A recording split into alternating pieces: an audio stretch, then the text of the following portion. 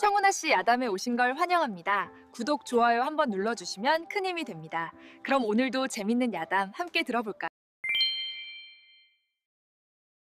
이놈, 감히 내 방을 염탐하다니. 찰싹? 심씨가 도준의 뺨을 후려쳤습니다. 12살 소년의 입가에서 피가 흘러내렸죠. 어머니. 저는 그냥 지나가다가. 입 다물어. 도둑놈의 자식아. 심씨의 목소리가 안채를 가득 채웠습니다. 밖에서는 눈보라가 몰아쳤어요. 한겨울밤 도준은 대문 밖으로 끌려 나왔습니다. 맨발이었고 호도 차림이었죠. 다시는 돌아오지 마라. 내 같은 것은 이 집에 필요 없다. 쾅! 대문이 닫혔습니다. 도준은 떨리는 손으로 대문을 두드렸어요. 어머니, 제발 문을 열어주세요. 추워요. 너무 추워요. 하지만 대문은 열리지 않았습니다. 심씨는 안에서 냉소를 지었죠. 이제 드디어 내 아들 석주가 이 집의 주인이 될 차례다. 도준은 알지 못했습니다. 이 순간이 자신의 운명을 바꿀 시작이라는 것을요. 대체 왜 이런 일이 벌어진 걸까요? 도준은 정말 죄를 지은 걸까요? 그리고 심씨가 말한 석주는 또 누구일까요? 이 이야기는 9년 전 도준이 3살배기였을 때부터 시작됩니다. 조선 중기 전라도 남원에 윤대감이라 불리는 양반가가 있었습니다. 기와집 처마 아래로 대문이 3칸이나 되었고 마당에는 항상 하인들의 발걸음이 분주했죠. 논밭이 100마지기가 넘었고 곳간에는 쌀이 가득했습니다. 멀리서 보아도 저 집은 부자라는 걸 단번에 알 수 있었어요. 그런데 이 집에는 깊은 슬픔이 깃들어 있었습니다. 윤대감의 첫 부인이 아들 도준을 낳고 산후병으로 세상을 떠난 지 얼마 되지 않았거든요. 첫 부인의 위패는 집에서 한시진 거리에 있는 청운함에 모셔졌습니다. 특히 윤대감의 첫 부인은 평소 불심이 깊었고 청운함의 주지스님 해안과 인연이 깊었습니다. 도련님, 오늘은 청운함에 가실 날입니다. 유모가 3살배기 도준의 손을 잡고 말했어요. 도준은 아직 어려서 청운함이 무슨 곳인지 제대로 알지 못했습니다. 다만 어머니가 계신 곳이라는 것만 어렴풋이 알고 있었죠. 어머니 보러 가요? 그렇습니다, 도련님. 어머니께 문안을 드리러 가는 거예요. 청운함은 남원 외곽 산자락에 자리한 작은 암자였습니다. 해안 스님은 환갑을 넘긴 노승으로 학식이 깊고 무예에도 통달한 분이었습니다. 유모가 도준의 손을 잡고 청운함 대웅전에 들어섰어요. 위패가 모셔진 곳 앞에서 도준은 작은 손을 모아 절을 올렸습니다. 어머니, 도준이가 왔어요. 오늘도 건강하게 지냈습니다. 해안 스님이 옆에서 그 모습을 지켜보았습니다. 맑은 눈동자에 예의 바른 아이의 모습이 스님의 마음을 움직였죠. 이 아이가 도련님이시군요. 참으로 맑은 기운이 감돕니다. 유모가 공손히 절을 올리며 말했어요. 스님, 이 아이가 윤대감 댁의 도준입니다. 어머니께서 살아계실 때 스님과 인연이 깊으셨다고 들었습니다. 그렇습니다. 도련님의 어머니께서는 자비로운 분이셨죠. 이 아이를 보니 마님의 맑은 마음이 그대로 담겨 있구려. 해안 스님은 도준의 머리를 쓰다듬었습니다. 도준은 스님을 올려다보며 맑게 웃었어요. 스님, 어머니는 언제 돌아오세요? 스님은 잠시 침묵하다가 부드럽게 말했습니다. 도련님, 마님께서는 이미 극락에 계십니다. 하지만 도련님이 착하게 살고 바른 길을 가면 마님께서 하늘에서 항상 지켜보고 계실 것입니다. 그럼 제가 착하게 살면 어머니가 기뻐하시나요? 그렇습니다. 그러니 도련님은 언제나 바른 마음을 잃지 말아야 합니다. 그날 이후로 유모는 보름에 한 번씩 도준을 데리고 청운함을 찾았습니다. 도준은 어머니 위패 앞에 절을 올렸고 해안 스님은 멀리서 그 모습을 지켜보며 미소 지었죠. 스님은 이 아이가 범상치 않다는 것을 직감했습니다. 그로부터 2년이 흘렀습니다. 윤대감은 외로운 아들을 위해 재혼을 결심했어요. 새어머니 심씨는 30살의 과부로 집안은 몰락했지만 얼굴만은 곱았습니다. 남편을 일찍 여의고 친정에 얹혀 살던 심씨는 윤대감의 청혼을 받고 속으로 환호했죠. 드디어 다시 양반 안주인이 되는구나. 이제 넉넉한 살림 하인들도 부릴 수 있겠지. 하지만 심씨에게는 아무도 모르는 비밀이 있었습니다. 재혼 전 과부 시절 심씨는 한 남자와의 사이에서 아들을 낳았어요. 그 아이의 이름은 석주였죠.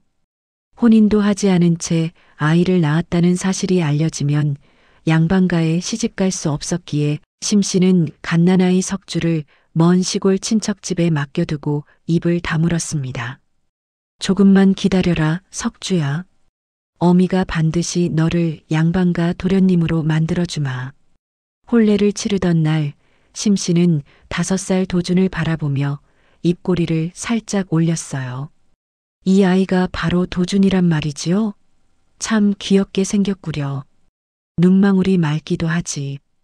윤대감은 안도의 한숨을 내쉬었습니다. 부인이 도준을 이뻐해 주니 다행이요. 아이 어미가 일찍 떠나 늘 마음이 무거웠소. 혹여 새어머니를 만나면 구박받을까 걱정이었는데 부인이 이리 자애로우시니 마음이 놓이요. 염려 마세요, 영감. 제가 친자식처럼 돌보겠습니다. 제 배로 낳지는 못했어도 정성으로 기르면 되는 것 아니겠습니까? 그날 밤 도주는 새어머니에게 큰 절을 올렸어요. 어머니, 도주는 착하게 살겠습니다. 어머니 말씀 잘 듣고 아버지 속도 썩이지 않겠습니다. 심씨는 도준의 머리를 쓰다듬으며 웃었죠. 하지만 그 손끝은 차갑게 식어 있었습니다. 이 아이만 없으면 이 집이 온전히 내 것이 될 텐데. 아니, 내 석주의 것이 될 텐데. 며칠이 지나자 심씨의 태도가 조금씩 변하기 시작했습니다. 윤대감이 관청에 나간 사이 심씨는 도준이 청운함에 가는 것을 탐탁지 않게 여겼어요. 도준아, 오늘은 절에 가지 말아라. 집에서 글 공부나 하렴. 하지만 어머니, 오늘은 어머니께 문안 드릴 날입니다. 네 어머니는 이미 돌아가셨다. 죽은 사람 보러 다닐 시간에 살아있는 어미 말이나 잘 들어라. 유모가 조심스럽게 나섰습니다. 마님, 도련님께서 돌아가신 어머니를 그리워하시는 것은 효심이옵니다. 내가 어떻게 가르치든 하인이 참견할 일이 아니지 않소? 물러가시오. 심씨의 목소리가 차갑게 식었죠. 유모는 고개를 숙일 수밖에 없었습니다. 그날 밤 심씨는 먼 시골 친척집에 편지를 보냈습니다. 석주에게 전하는 편지였어요. 석주야, 조금만 기다려라. 곧 내가 이 집의 도련님이 될 것이다. 어미가 반드시 그렇게 만들어주마. 도주는 그날 밤 혼자 방에 앉아 창밖을 바라보았습니다. 달빛이 마당에 은은하게 내려앉았죠. 도주는 작은 목소리로 중얼거렸어요. 어머니, 새어머니는 왜 저를 청운함에 가지 못하게 하실까요? 도준이가 뭘 잘못한 걸까요? 하지만 대답은 돌아오지 않았습니다. 다만 차가운 겨울바람만이 창틈으로 스며들 뿐이었죠. 멀리 시골 친척집에서 7살 석주는 어미의 편지를 받았습니다. 편지를 읽어준 친척 아주머니가 말했어요. 석주야, 내 어미가 양반가에 시집갔단다. 곧 너도 그 집 도련님이 될 수 있을 거야. 정말이에요? 저도 양반집에서 살 수 있나요? 그럼 내 어미가 그렇게 만들어줄 거야. 석주는 알지 못했습니다. 자신이 양반집 도련님이 되려면 다른 아이가 사라져야 한다는 사실을요. 심씨는 윤대감 댁 안채에 앉아 창밖을 바라보았습니다. 마당에서 도준이 유모와 함께 놀고 있었어요. 아이의 맑은 웃음소리가 들려왔죠. 조금만 기다려라, 도준아. 너는 곧 이 집에서 사라질 것이다. 그리고 내 석주가 이 집의 진짜 주인이 될 것이야. 심 씨의 입가에 차가운 미소가 번졌습니다. 그 미소 속에는 앞으로 펼쳐질 끔찍한 계획이 숨어 있었죠. 도준은 아직 몰랐습니다. 자신의 평화로운 나날이 곧 끝날 것이라는 사실을요. 계절이 바뀌어 봄이 왔지만 도준의 삶에는 봄이 오지 않았습니다. 심 씨와 함께 살게 된 지 석 달이 지났고 도준은 7살이 되었어요. 윤대감이 관청에 나간 사이 심 씨의 얼굴에서 자애로운 미소가 완전히 사라졌습니다. 도준아, 밥을 먹을 때는 소리를 내지 말아야지. 예, 어머니. 죄송합니다. 쯧쯧, 어미 없이 자라서 그런가. 버릇이 하나도 없구나. 도준은 고개를 숙이고 조심스럽게 밥을 먹었습니다. 심 씨의 눈빛이 날카롭게 도준을 훑었죠. 어느 날 아침 도준이 밥상을 받다가 그릇을 떨어뜨렸습니다. 그저 손이 미끄러졌을 뿐인데 심 씨는 벌떡 일어났어요. 이 천한 놈, 밥그릇이 얼마나 귀한지 알기나 하느냐? 찰싹? 심 씨는 도준의 손등을 후려쳤습니다. 아, 아파요. 어머니, 아프면 조심하지. 왜 함부로 놀려? 내 주제에 감히 밥을 흘려. 유모가 황급히 달려왔습니다. 마님, 아직 어린아이입니다. 실수로 그런 것이니 너그럽게 봐주십시오. 내가 감히 나를 가르치려 드느냐? 당장 물러가지 못할까? 내 집안일에 하인 주제에 참견하는 게 어디 있어? 유모는 눈물을 머금고 물러섰어요. 그날부터 도준은 밥상 아래 굶기 일쑤였습니다. 오늘은 밥을 주지 않겠다. 내가 지난번에 내 말을 거역했으니 벌을 받아야지. 어머니, 배가 너무 고파요. 제발 조금만 주세요. 닥쳐. 굶어 죽고 싶지 않으면 입 다물고 있어. 밤마다 도준은 구들장 밑에서 배를 움켜쥐고 혼잣말을 했죠. 어머니, 전 왜 미움받는 아이로 태어났나요? 제가 뭘 잘못했길래 이렇게 괴로워야 하나요? 심 씨가 가장 싫어하는 것은 도준이 청운함에 가는 일이었습니다. 보름마다 유모가 도준을 데리고 청운함을 찾으려 하면 심 씨는 온갖 핑계를 대며 막았어요. 오늘은 날씨가 좋지 않으니 가지 마라. 도준아, 글 공부가 부족하다. 절에 갈 시간에 공부나 해라. 죽은 사람 보러 다닐 시간에 살아있는 어미나 잘 모셔라. 하지만 유모는 포기하지 않았습니다. 심 씨가 출타한 틈을 타서 도준을 몰래 청운함으로 데려갔죠. 도준은 어머니의 위패 앞에 앉아 눈물을 흘렸습니다. 어머니, 도준이 너무 힘들어요. 새어머니는 무서워요. 밥도 자주 굶고 맞기도 해요. 해안 스님이 대웅전에 들어와 우는 모습을 보고 말했어요. 도준아, 집에서 무슨 일이 있느냐? 도준은 고개를 저으며 거짓말을 했습니다. 아무 일 없습니다, 스님. 해안 스님은 도준의 눈빛을 보며 진실을 알아챘습니다. 하지만 함부로 개입할 수 없었죠. 양반가의 집안일에 스님이 나서는 것은 예법에 어긋났으니까요. 도준아, 세상에는 힘든 일들이 많이 있단다. 하지만 그럴 때일수록 마음을 바르게 가져야 하느니라.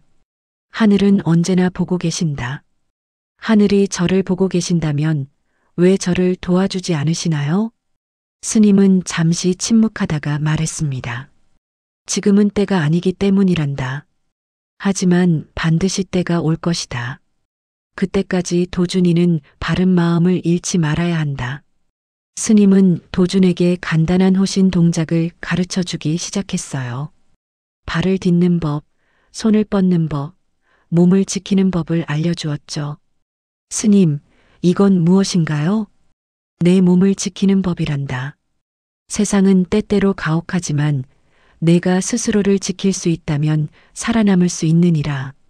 도준은 스님의 가르침을 받으며 조금씩 힘을 키워갔습니다.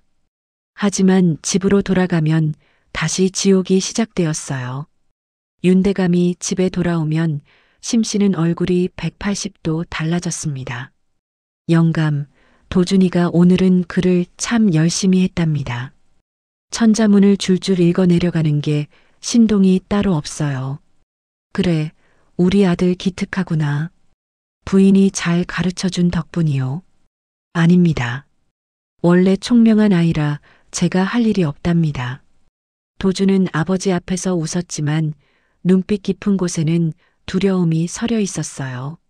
아버지가 나가면 다시 심 씨의 학대가 시작될 테니까요.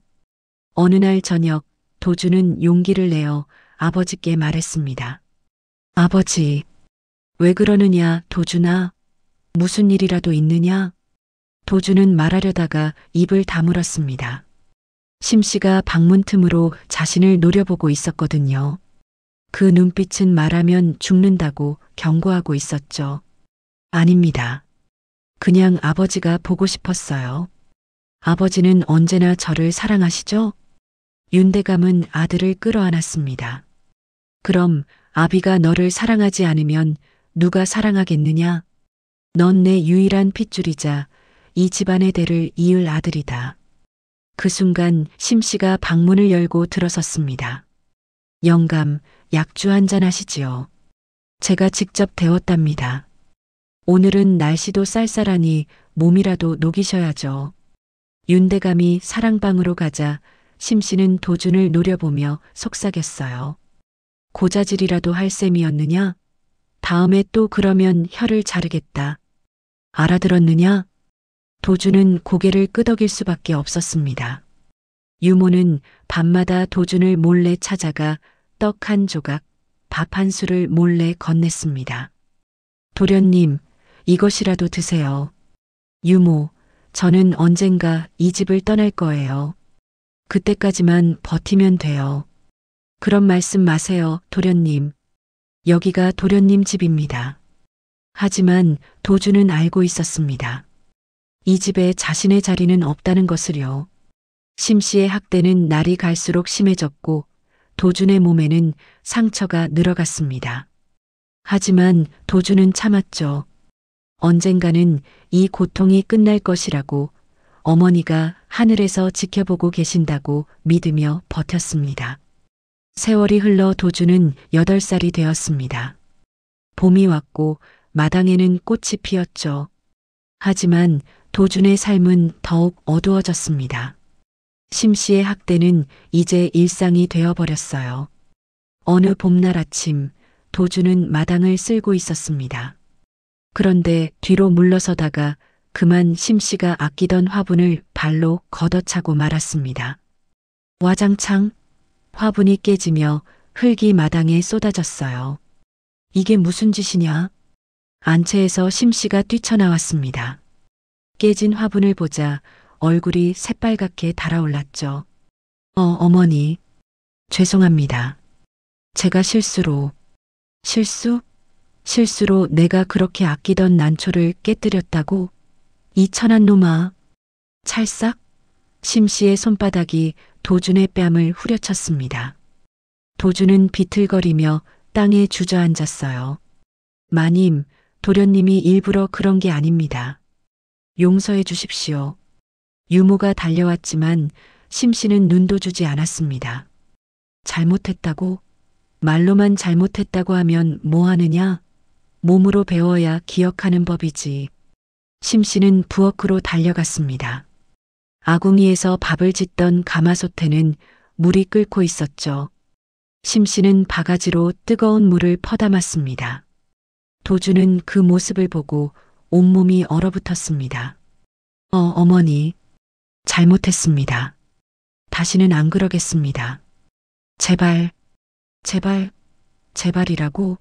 내가 뭘 안다고 제발이라는 말을 하느냐? 유모가 비명을 지르며 달려왔습니다. 마님, 안 됩니다. 도련님은 아직 어린아이입니다. 하지만 이미 늦었습니다. 심 씨는 뜨거운 물이 담긴 바가지를 도준의 팔과 어깨에 쏟아부었어요. 도주는 그 자리에 쓰러지며 비명을 질렀습니다. 도련님, 도련님. 유모가 도준을 끌어안고 울부짖었습니다. 도준의 팔과 어깨는 빨갛게 익어 있었고 물집이 부풀어 올랐어요. 물을 가져와라. 빨리.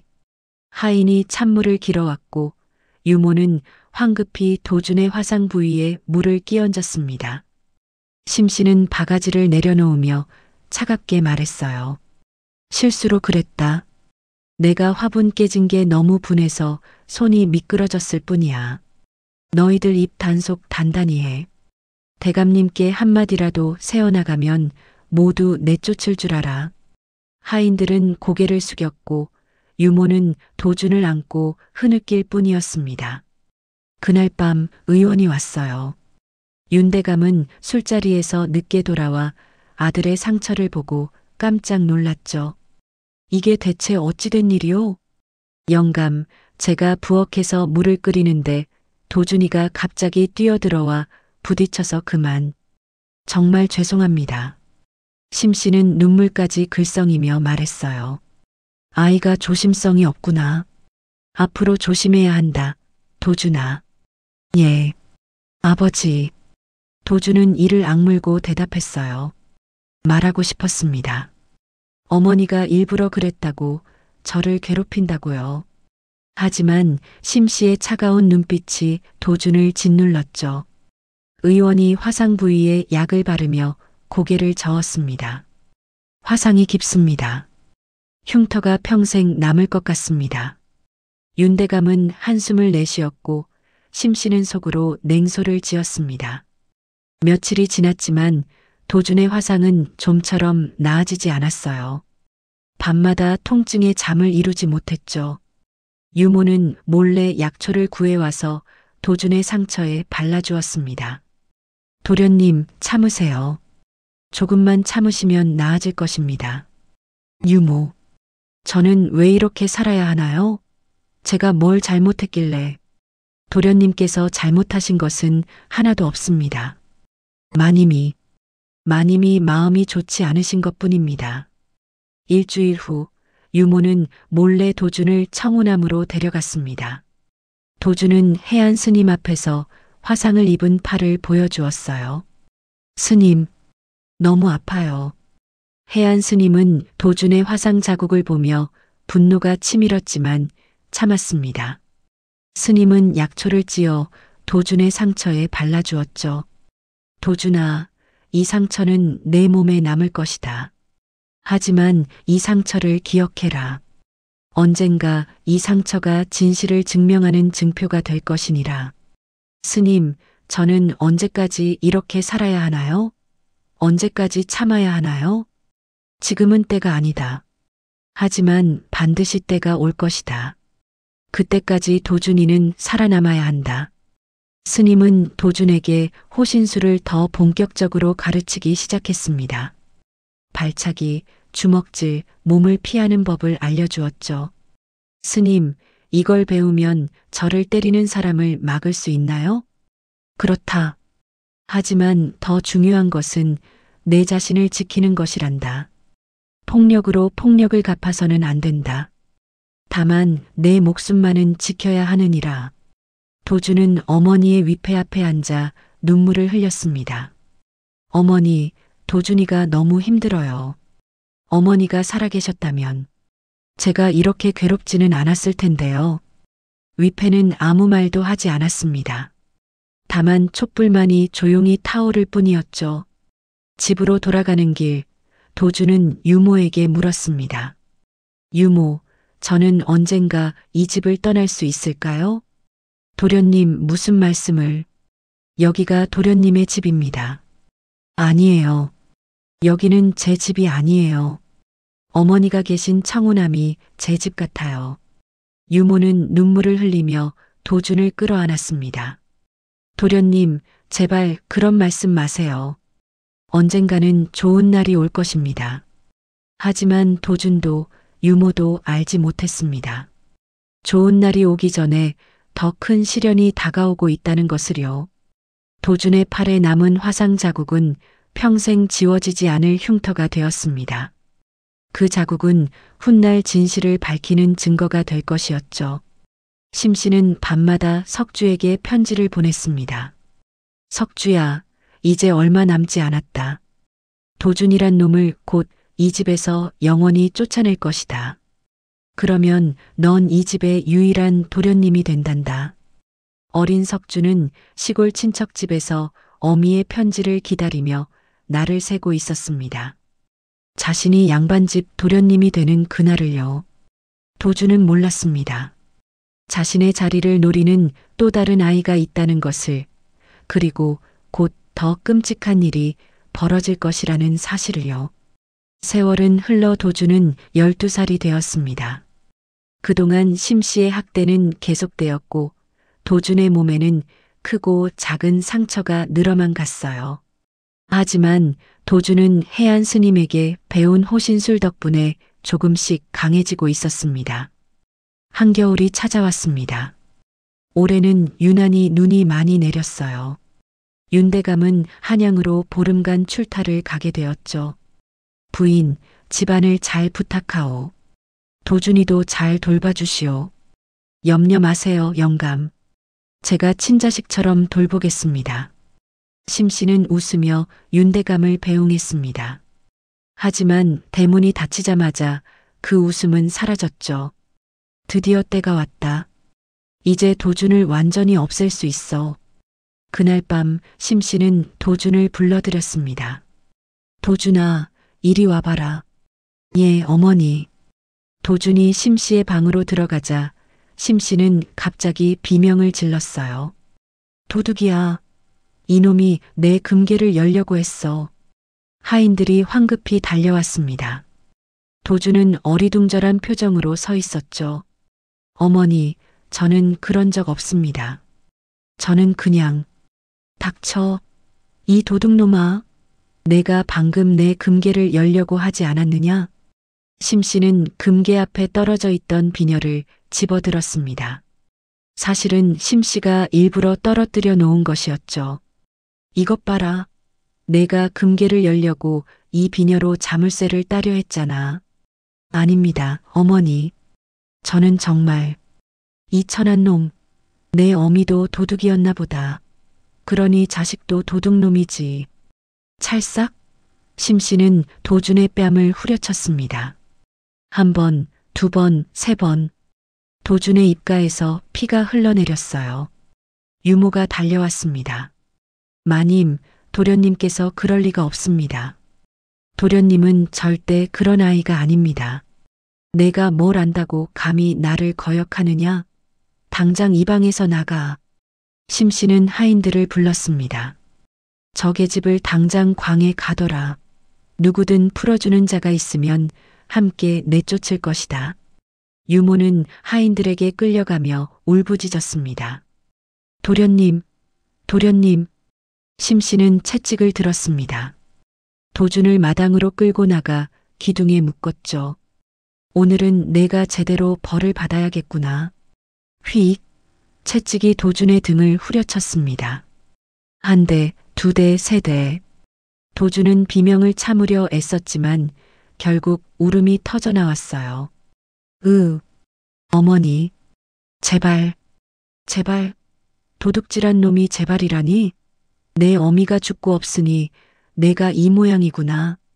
채찍질은 계속되었습니다. 도준의 등에서 피가 흘러내렸죠. 하인들은 참아보지 못하고 고개를 돌렸습니다. 밤이 깊어졌습니다. 눈보라가 몰아치기 시작했어요. 심 씨는 도준을 기둥에서 풀었습니다. 일어나라. 도준은 비틀거리며 일어났습니다. 온몸이 상처투성이었죠. 어머니, 이제 그만. 그만? 이제 시작이다. 심 씨는 도준의 팔을 붙잡고 대문 쪽으로 끌고 갔습니다. 맨발의 도준은 눈 위를 질질 끌려갔어요. 어머니, 어디로 가시는 겁니까? 대문 앞에 도착하자 심 씨는 대문을 활짝 열었습니다. 눈보라가 안으로 몰아쳤죠. 너는 오늘부터 이 집 사람이 아니다. 어머니? 다시는 돌아오지 마라. 내 같은 도둑놈은 이 집에 필요 없다. 심씨는 도준을 대문 밖으로 밀쳐냈습니다. 도준은 눈 위에 나뒹굴었어요. 어머니, 어머니, 제발 문을 열어주세요. 도준은 떨리는 손으로 대문을 두드렸습니다. 추워요. 너무 추워요. 제발이요. 하지만 대문은 열리지 않았습니다. 안에서 심씨의 차가운 목소리만 들려왔죠. 다시는 이 문을 두드리지 마라. 내일 아침이면 넌 얼어 죽을 것이다. 광에 갇힌 유모가 멀리서 도준의 비명을 들었습니다. 도련님, 도련님. 유모는 광문을 두드리며 울부짖었지만 아무도 열어주지 않았어요. 도준은 눈보라 속에서 비틀거렸습니다. 맨발이었고 호도 차림이었죠. 온몸은 채찍 자국과 피로 뒤덮여 있었습니다. 어디로 가야 하지? 도준의 머릿속에 한 곳이 떠올랐습니다. 청운암이었어요. 어머니가 계신 곳, 해안 스님이 계신 곳, 그곳만이 도준이 갈 수 있는 유일한 곳이었습니다. 스님, 어머니, 살려주세요.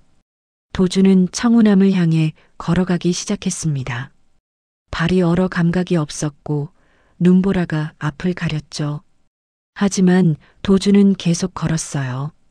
한 걸음, 두 걸음, 세 걸음. 도준은 쓰러졌다 일어서기를 반복했습니다. 조금만 더.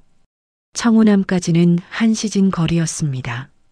하지만 이 눈보라 속에서는 2시진도 더 걸릴 것 같았어요. 도준은 걸으며 해안 스님의 말씀을 떠올렸습니다. 도준아, 세상이 아무리 가혹해도 살아남아야 한다. 내가 살아있어야 진실을 밝힐 수 있느니라. 저는 살아남을 거예요. 반드시. 한편 윤대감 댁에서는 심씨가 안채에 앉아 차가운 미소를 짓고 있었습니다. 이제 드디어 끝났다. 도준은 오늘 밤 얼어 죽을 것이고 내 아들 석주가 이 집의 주인이 될 것이다. 심씨는 책상 서랍에서 편지지를 꺼냈습니다. 석주에게 보낼 편지였어요. 석주야, 이제 내가 올 때가 되었다. 어미가 너를 위해 모든 준비를 마쳤단다. 곧 이 집으로 와라. 넌 이제 양반가의 도련님이 된다.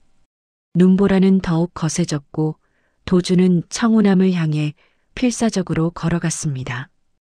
의식이 점점 흐려졌지만 도준은 포기하지 않았어요. 어머니, 스님, 조금만 기다려주세요. 드디어 멀리 청운암의 불빛이 보였습니다. 도준은 마지막 힘을 짜내 암자 입구까지 기어갔어요. 스님, 그리고 도준은 청운암 대문 앞에서 의식을 잃고 쓰러졌습니다. 눈은 계속 내렸고 도준의 몸을 하얗게 덮어갔죠. 과연 도준은 살아남을 수 있을까요?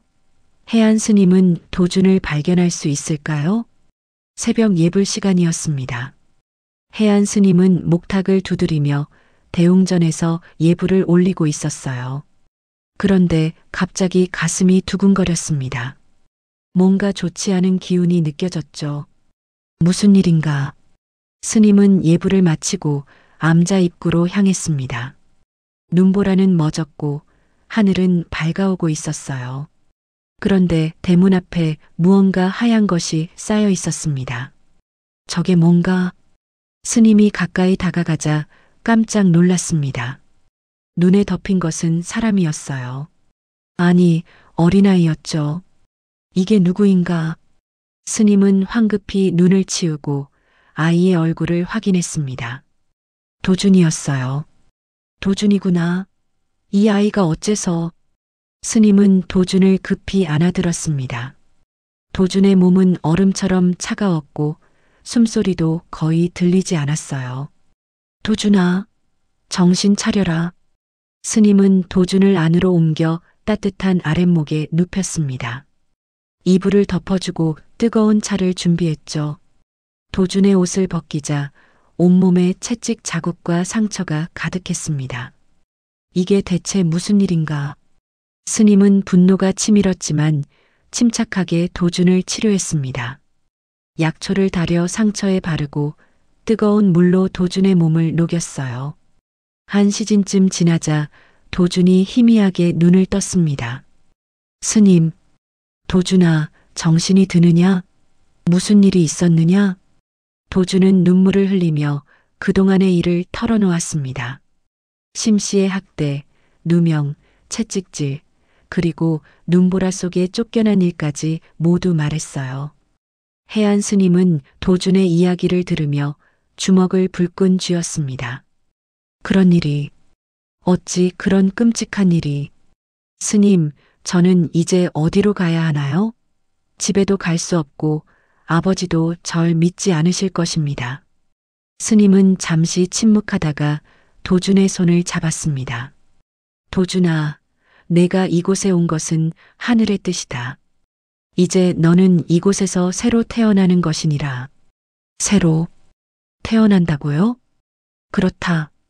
과거의 도준은 오늘 죽었다. 하지만 새로운 도준이 오늘 태어났느니라. 내가 너를 제자로 받아들이겠다. 도준은 눈물을 흘렸습니다. 슬픔의 눈물인지 감사의 눈물인지 알 수 없었죠. 스님, 감사합니다. 울지 마라, 도준아. 이제부터 너는 강해져야 한다. 세상은 가혹하지만 내가 강해지면 살아남을 수 있느니라. 며칠 후 유모가 청운암을 찾아왔습니다. 심씨를 피해 몰래 빠져나온 것이었어요. 유모는 도준을 보자마자 울음을 터뜨렸습니다. 도련님, 도련님, 제가 지키지 못해 죄송합니다. 어마맞게 면목이 없습니다. 유모, 괜찮아요. 저는 이제 괜찮습니다. 도련님, 집으로 돌아가셔야 합니다. 여기가 어디라고? 해안 스님이 말했습니다. 유모님, 도준은 이제 이곳에 머물 것입니다. 집으로 돌아가면 목숨이 위태로울 것이요. 하지만 스님, 도련님은 윤대감 댁의 적자이십니다. 어찌 저래? 윤대감께 말씀드리시오. 도준은 죽었다고, 눈보라 속에서 얼어 죽었다고 하시오. 유모는 놀라 스님을 바라보았습니다. 스님, 그게 무슨, 그것이 도준을 살리는 길이요. 저 악독한 계모는 도준이 살아있는 한 가만두지 않을 것이요. 도준이 죽었다고 믿어야 도준이 안전할 수 있소. 도준이 유모의 손을 잡았습니다. 유모, 저는 살아남겠습니다. 그리고 언젠가 반드시 돌아갈 것입니다. 그때까지 기다려주세요. 유모는 눈물을 흘리며 고개를 끄덕였어요. 알겠습니다, 도련님. 제가 대감마님께 말씀드리겠습니다. 유모는 윤대감 댁으로 돌아가 거짓말을 했습니다. 도준이 눈보라 속에서 길을 잃고 얼어 죽었다고요. 심씨는 속으로 환호했지만 겉으로는 슬픈 척했습니다. 아이고, 불쌍한 도준이. 내가 너무 엄하게 대한 탓인가. 청운암에서 도준의 새로운 삶이 시작되었습니다. 해안 스님은 도준에게 학문과 무술, 그리고 세상의 이치를 가르쳤어요. 도준아, 글을 읽는 것은 세상을 이해하는 것이고 무술을 익히는 것은 자신을 지키는 것이니라. 도준은 새벽부터 밤늦게까지 수련했습니다. 천자문, 사서삼경, 역사책을 읽었고 검술과 봉술, 권법을 배웠죠. 하나, 둘, 셋. 도준은 마당에서 검을 휘둘렀습니다. 처음에는 힘이 없어 검을 제대로 들지도 못했지만 시간이 지나자 점점 강해졌어요. 도준아, 무술을 배우는 이유는 남을 해치기 위함이 아니다. 자신을 지키고 약한 자를 보호하기 위함이니라. 예, 스승님. 도준은 스님을 스승으로 모셨습니다. 해안 스님은 도준에게 아버지이자 스승이었죠. 밤마다 도준은 어머니의 위패 앞에 앉아 절을 올렸습니다. 어머니, 도준이가 이제 강해지고 있습니다. 언젠가 어머니께서 자랑스러워하실 사람이 되겠습니다. 스님은 도준에게 세상의 이치도 가르쳤어요. 도준아, 복수는 내 마음을 갉아먹는 독이다. 하지만 정의를 세우는 것은 하늘의 뜻이니라. 내가 언젠가 세상으로 나갈 때 원한이 아닌 정의로 세상을 바로잡아라. 스승님, 제가 정말 그럴 수 있을까요? 그럴 수 있다. 내 안에는 어마마의 자비로운 마음이 있고 아버지의 고귀한 피가 흐르고 있느니라. 그것을 잊지 마라. 세월이 흘렀습니다. 도주는 청운함에서 5년을 보냈어요. 12살 소녀는 이제 17살 청년이 되었습니다. 키는 훌쩍 자랐고 몸은 단단해졌죠. 검술은 스승을 능가할 정도로 뛰어났고 학문도 깊어졌습니다. 어느 봄날 해안 스님이 도준을 불렀습니다. 도준아, 이제 내가 배울 것은 다 배웠다. 세상으로 나가 도를 펼칠 때다. 스승님, 아직 부족합니다. 더 배우고 싶습니다. 아니다. 내가 여기 머무는 것은 세상을 피하는 것과 같다. 이제 나가서 내 길을 가야 한다. 어디로 가야 하나요? 한양으로 가라. 과거 시험을 보고 내 능력을 세상에 보여라. 그것이 어머니께서 바라신 길이니라. 도주는 고개를 끄덕였습니다. 알겠습니다, 스승님. 스승님의 가르침을 잊지 않겠습니다. 기억해라, 도준아. 원한이 아닌 정의로, 복수가 아닌 바른 도로 세상을 바로잡아라. 도주는 어머니의 위패 앞에 마지막 절을 올렸습니다. 어머니, 이제 아들이 세상으로 나갑니다. 아들을 지켜봐 주세요. 도주는 청운함을 떠나 한양으로 향했습니다. 그의 가슴 속에는 스승의 가르침과 어머니에 대한 그리움, 그리고 언젠가 진실을 밝히겠다는 결심이 가득했죠. 도준이 청운함에서 수련하는 동안 윤대감 댁에서는 큰 변화가 일어났습니다. 도준이 쫓겨난 지 보름 후 윤대감이 한양에서 돌아왔어요. 도준이는 어디 있느냐? 심씨는 눈물을 글썽이며 대답했죠. 영감. 도준이가 세상을 떠났습니다. 영감께서 출타하신 사이 집을 나갔는데 그날 밤 눈보라가 몹시 심했습니다. 길을 잃고 얼어 죽었습니다. 그럴 리가. 내 아들이. 윤대감은 주저앉으며 통곡했습니다. 며칠을 알아누웠죠.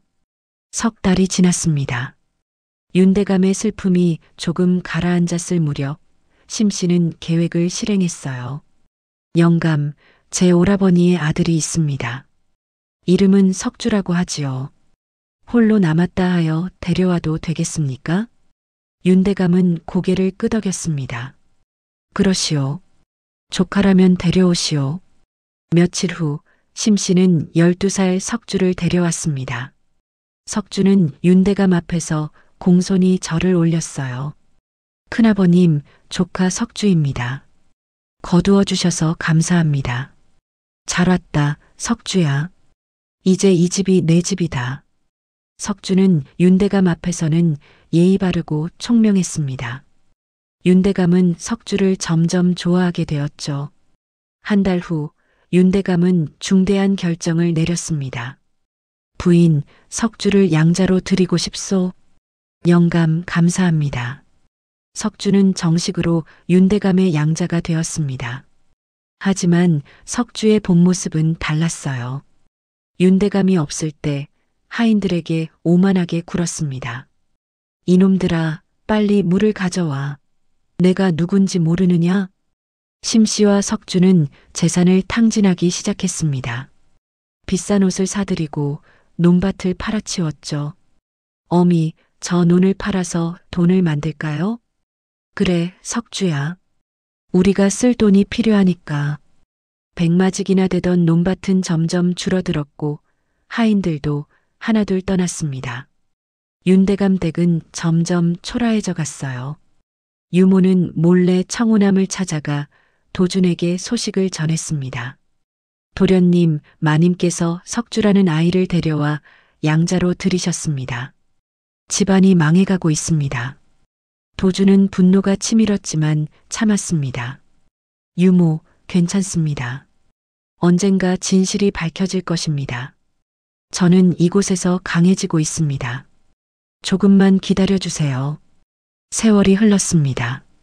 석주는 도련님 행세를 하며 호의호식했고 심씨는 밤마다 안심했죠. 도주는 죽었어. 이제 이 집은 영원히 우리 것이야. 하지만 하늘은 모든 것을 보고 있었습니다. 거짓은 언젠가 밝혀지고 진실은 반드시 승리하게 되어 있었죠. 5년이 흘렀습니다. 청운함에서 수련하던 도주는 이제 17살 청년이 되었어요. 키는 훌쩍 자랐고 몸은 단단해졌습니다. 새벽마다 도주는 마당에서 검을 휘둘렀습니다. 무술 수련이 끝나면 글 공부에도 매진했습니다. 과거 시험은 쉽게 합격할 수 있을 정도로 글 공부에도 탁월한 재주가 있었습니다. 해안 스님은 그 모습을 지켜보며 고개를 끄덕였죠. 도준이가 이제 완전히 다른 사람이 되었구나. 어느 봄날 해안 스님이 도준을 불렀습니다.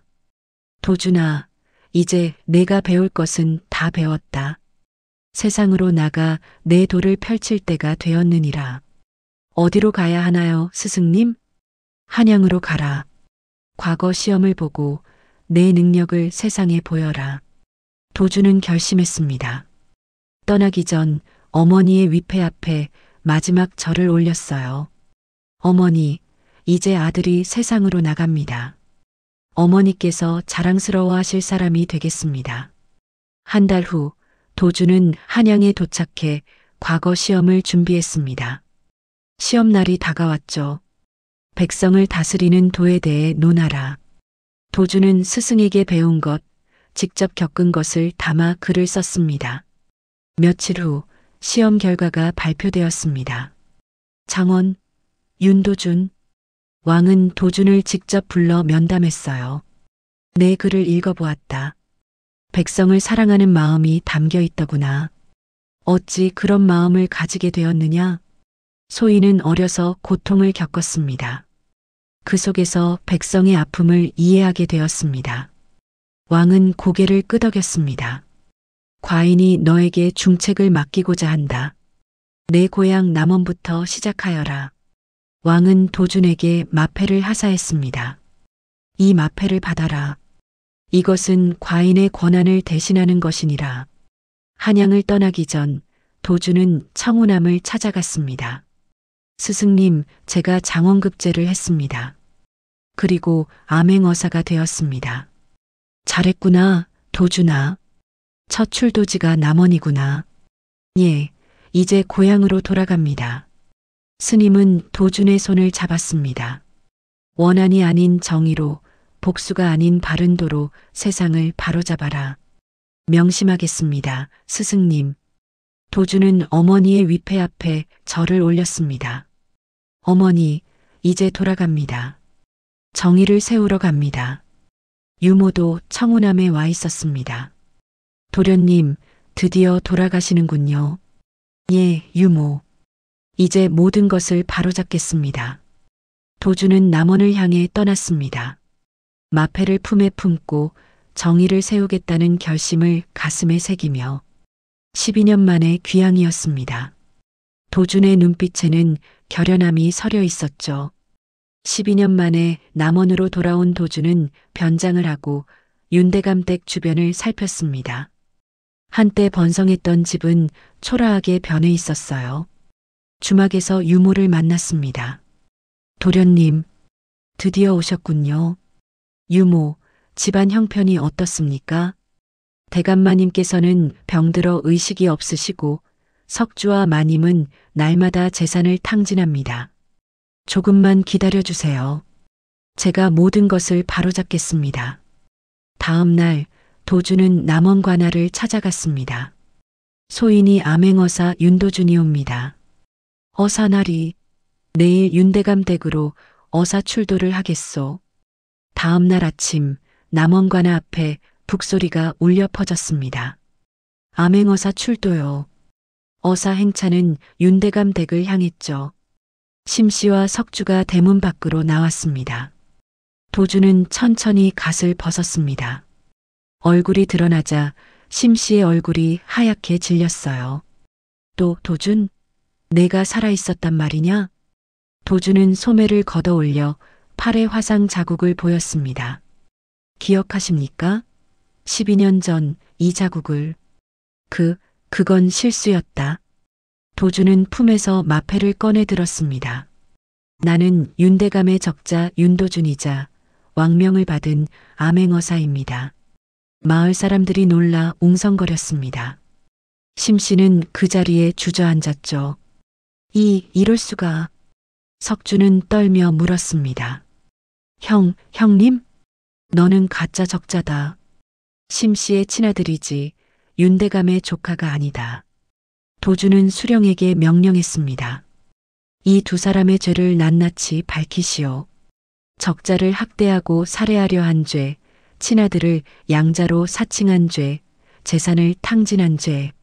심 씨와 석주는 관하로 끌려갔습니다. 도주는 집 안으로 들어가 병든 아버지가 누워 계신 방으로 향했어요. 아버지, 저입니다. 도준입니다. 도준이가 살아있었단 말이냐? 예, 아버지.